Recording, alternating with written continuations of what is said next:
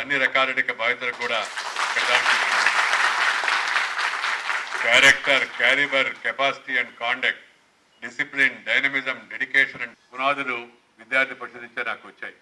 విద్యార్థి పరిషత్తులో రాష్ట్ర కార్యదర్శిగా అఖిల భారత స్థాయిలో పనిచేస్తున్నప్పుడు దీనికి వెళ్ళడమే నా జీవితం యొక్క గమనాన్ని మార్చివేసింది.